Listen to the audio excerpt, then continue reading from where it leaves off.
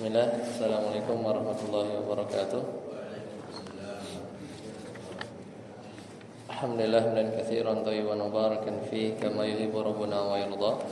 Asyhadu an la ilaha illallah wahdahu la syarika lah wa asyhadu anna Muhammadan abduhu wa rasuluh.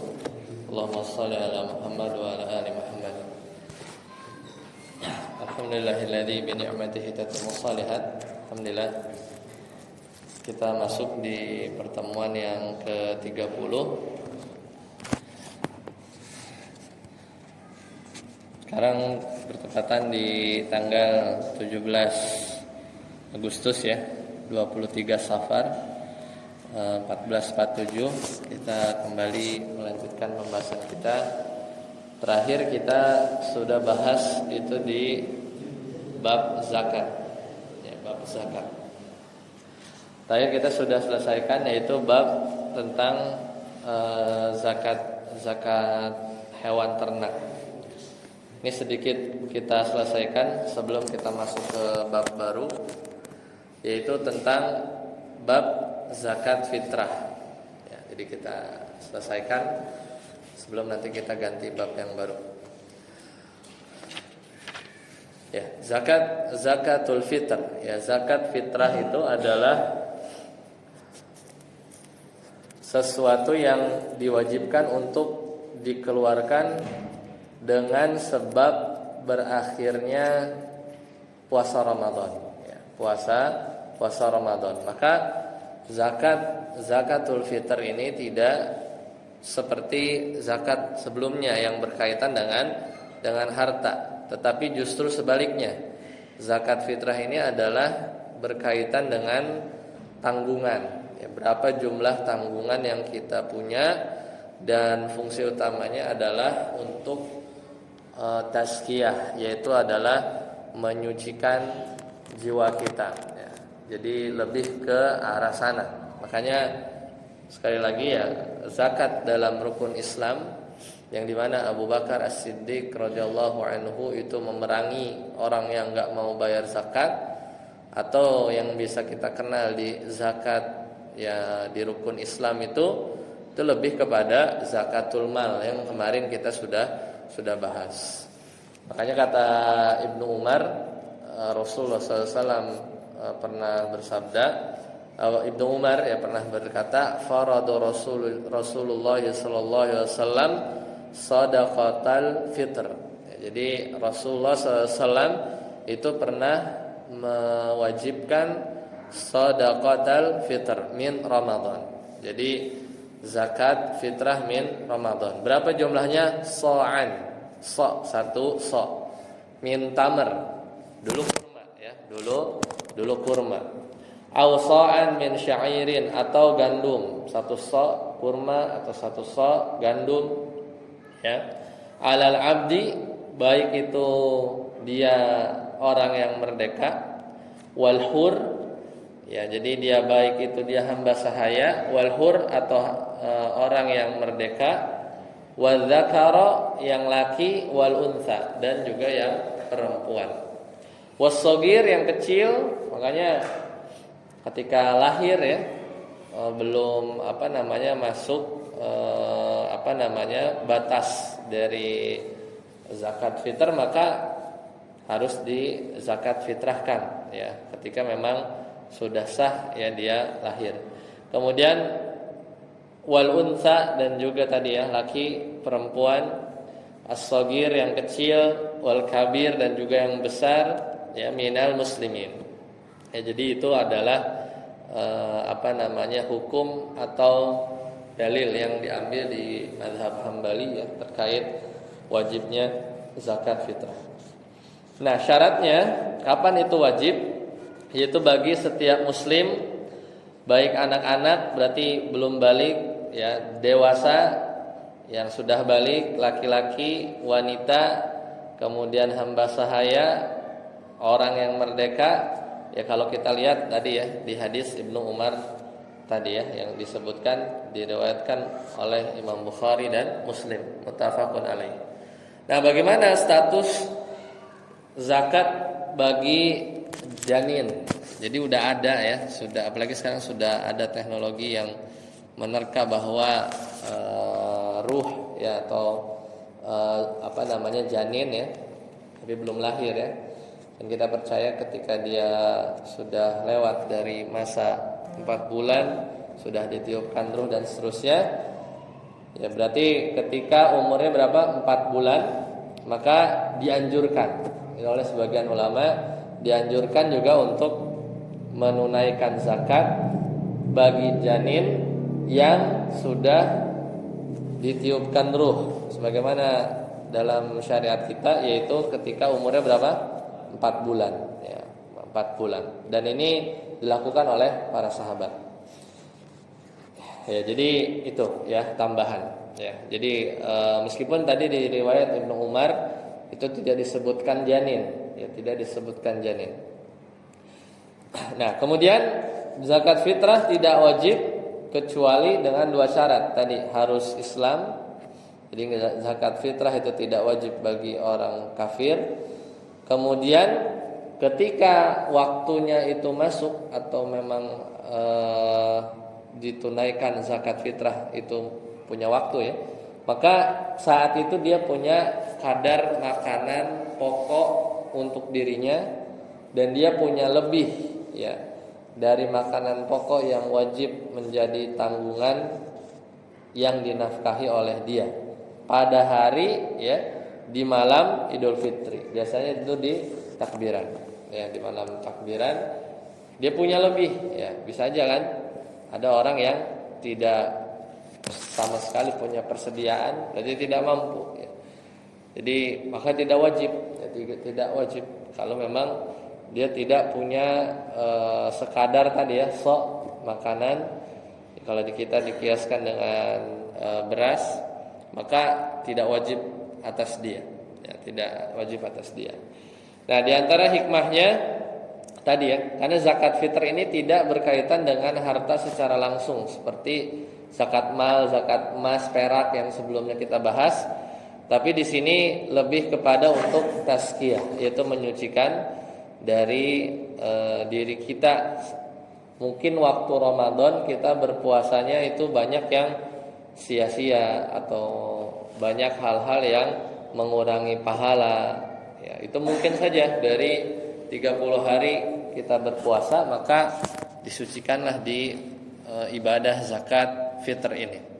Kemudian tentunya karena besoknya itu Idul Fitr, maka orang-orang fakir atau miskin juga bisa merasakan ya, untuk berbuka. Makanya saat itu juga langsung bisa dibagikan ya, dibagikan kepada mereka agar euforia dari orang-orang yang mampu itu juga bisa dirasakan oleh orang-orang fakir dan miskin ya. Jadi itu diantara hikmahnya. Nah, kemudian zakatul fitr itu mulai wajib saat matahari ya. Jadi wajibnya zakat fitr wajib ya, itu wajib ketika matahari itu terbenam di malam hari raya. Jadi sebenarnya di situ yang mulai wajib, meskipun di sebagian mazhab dan juga prakteknya jauh sebelum itu bisa. Tapi mulai wajib itu adalah sebenarnya saat terbenamnya matahari di malam hari raya. Jadi ketika siangnya itu sudah ada hilal. Jadi itu adalah waktu apa? Waktu kita berbuka terakhir ya. Setelah itu besok kita tidak berpuasa. Dan hitungan hijriah malam itu adalah satu Syawal. Maka waktu dari penunaian zakat fitr ini ada dibagi dalam beberapa waktu. Itu waktu yang utama ya, pembayaran yang utama ya tatkala wajib. Tapi juga bisa dipercepat ya, dipercepat karena pada prakteknya sulit ya kalau semua di malam 1 Syawal itu, malam 1 Syawal, karena perlu waktu untuk mendistribusikan. Jadi kalau yang utama itu adalah sejak terbit fajar pada hari raya ya. Memang tipis sekali ya.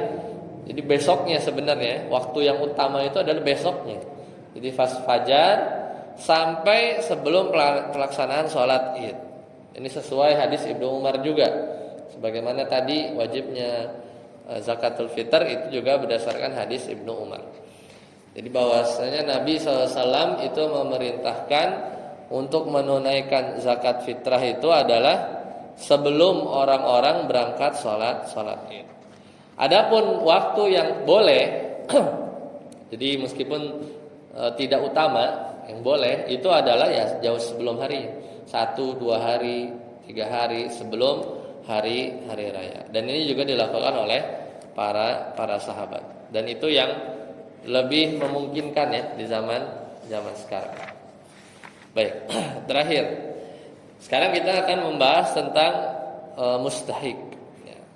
Ini terangkum semuanya di surat At-Taubah ayat 60. Allah Ta'ala berfirman, innamas shadaqatu, yaitu zakat, lil fuqara, itu nomor 1 orangnya ya, lil fuqara wal masakin. Ketika ada fakir sama miskin datang dalam satu ayat yang sama, maka maknanya beda. Tapi kalau kita ketemu lafaz fakir, dia misah dengan lafaz miskin, tidak bergabung, maka fakir itu sama dengan miskin. Jadi sama. Seperti lafaz apa? Islam dan iman. Ya, jadi ketika Islam dan iman datang dalam satu hadis yang sama, maka maknanya beda-beda. Islam itu amalan lahir, kemudian iman itu amalan batin. Seperti hadis Jibril ya. Hadis Jibril. Islam itu ya udah rukun Islam, amalan lahir. Kemudian iman, amalan batin, rukun iman. Tapi kalau misalnya datang sendiri, misalnya iman, ketika dikatakan iman itu ada sekian 70-an cabang. Yang tertinggi adalah kalimat la ilaha illallah. Kemudian yang paling rendahnya adalah menyingkirkan duri dari jalan. Itu dikatakan iman, ya, dikatakan iman. Maka di situ iman mencakup amalan lahir, yaitu menyingkirkan duri dari jalan, juga mencakup amalan batin, yaitu beriman ya, dengan la ilaha illallah. Ya, jadi kadang seperti itu. Jadi kata Allah Subhanahu wa taala, innamas shadaqatu lil fuqara 1, wal masakin 2, wal 'amilina 'alaiha. Ini yang 3, amil. Tadi apa? Yang mengurus zakat. Ya, dulu zakat itu diurus oleh ulil amri ya, ulil amri. Mungkin sekarang representatif dari negara yaitu Badan Amil ya, Basnas misalnya. Karena memang harus ditunjuk atau yang ya diberi izin oleh pemerintah atau ulil amri untuk mengumpulkan, mengatur harta kaum muslimin. Jadi lil fuqara wal masakin wal amilina 'alaiha, itu diantara yang berhak menerima zakat, wal muallafati qulubuhum, dan para muallaf atau yang dilembutkan hati hati-mereka. Jadi harapannya itu adalah orang-orang yang baru muallaf itu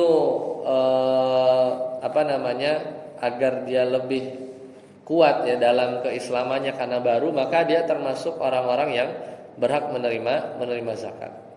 Atau bahkan ya yang sekiranya ketika dia diberi zakat maka berpotensi besar untuk masuk Islam. Sebagian pendapat akan membolehkan memberikan zakat kepada orang-orang yang kalau diprediksikan atau dimungkinkan orang tersebut makin tertarik dengan Islam ya, makin lembut hatinya, maka itu juga boleh. Kemudian yang kelima, wafir riqab, yaitu orang-orang untuk ar-riqab itu adalah yang memerdekakan budak. Wafir riqab. Wal gharimin itu orang yang memiliki hutang. Wa fi sabilillahi wa ibnis sabil. Dan orang untuk di jalan Allah wa ibnis sabil, dan orang-orang yang sedang dalam perjalanan. Ya, maka fariidatan minallah wallahu alimun hakim. Maka fakir ini yang pertama, itu orang yang punya harta namun tidak bisa menutupi hajatnya untuk dirinya dan juga hajat untuk keluarganya. Jadi dia sama sekali tidak punya harta, ya. Jadi kadang punya harta tapi kurang, ya, dari setengah kadar kecukupan. Jadi misalnya kalau cukup itu 100, dia punya minimal setengah atau di bawah, ya, di bawah. Jadi 50% ke bawah, maka dikatakan fakir. Nah, beda dengan miskin, yaitu orang yang punya 50% ke atas kadar kecukupan. Kalau cukup itu 100, maka orang miskin itu 60, 70, 80, ya. Dari yang harusnya 100, maka itu miskin. Dan dia boleh nah ini lagi-lagi ketika kita membicarakan mustahik, bayangannya bukan zakat fitrah aja, tapi zakat-zakat yang bulan lalu kita bahas.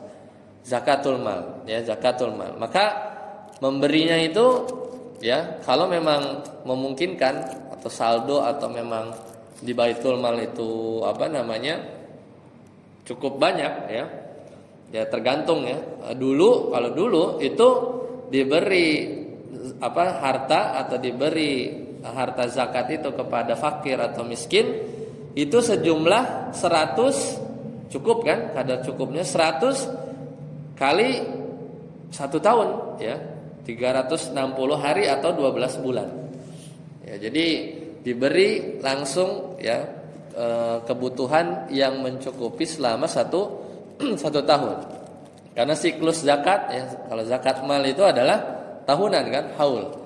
Maka harapannya ketika dia diberi kecukupan selama 1 tahun, ya, ini dulu, ya, di zaman Nabi SAW dan terus, ya.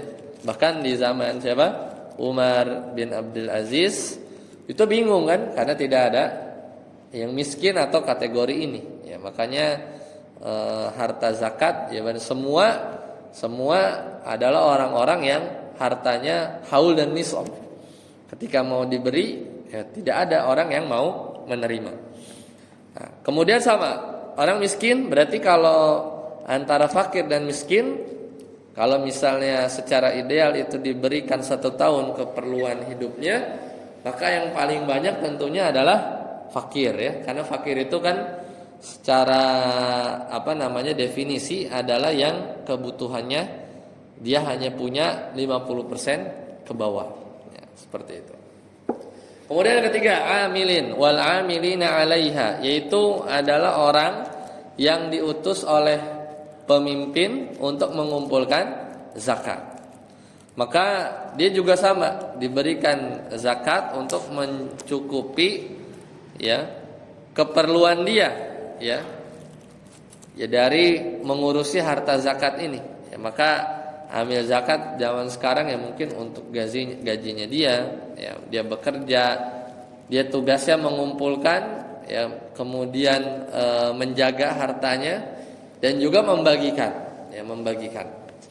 Kemudian tadi mu'allaf, yaitu adalah orang yang agar hatinya itu lunak, ya, ya. Ketika dia bisa diberi harta zakat, maka diharapkan dia bisa tidak menyepelekan ibadah, ya. Dia juga bisa lebih mungkin dia memusuhi awalnya, kemudian dia lebih cenderung kepada Islam. Kemudian ar-riqab ini adalah hamba sahaya. Jadi dengan harta zakat juga bisa membebaskan budak, ya, di zaman dahulu. Kemudian al-gharim itu adalah orang yang berhutang, ya, dan dia menanggung hutang bukan untuk bermaksiat kepada Allah Subhanahu wa taala. Maka ini bisa dibantu dengan harta zakat. Kemudian fi sabilillah itu adalah orang yang berperang di jalan Allah secara sukarela. Karena mereka tidak punya gaji, ya, tidak punya gaji dari Baitul Mal, maka dia berhak mendapat zakat. Dan terakhir adalah ibnu sabil. Jadi ada beberapa golongan orang yang dia sedang bersafar. Kadang safar zaman dulu itu kan jauh, kadang di tengah jalan habis bekalnya, dan dia diberi bisa bisa mendapatkan zakat sekadar dia untuk bekal dan bisa pulang. Bekal dan bisa pulang. Karena bisa jadi dia ibnu sabil tapi di kampungnya itu dia orang kaya, bisa aja kan? Orang kaya, tapi saat itu dia tidak punya apa-apa, enggak punya bekal, maka dia bisa mendapatkan zakat untuk keperluan bekal hingga sampai pulangnya. Nah, itu adalah 8 golongan dari orang-orang yang berhak menerima zakat. Baik. Selesai ya pembahasan tentang zakat, sampai di pembahasan mustahik.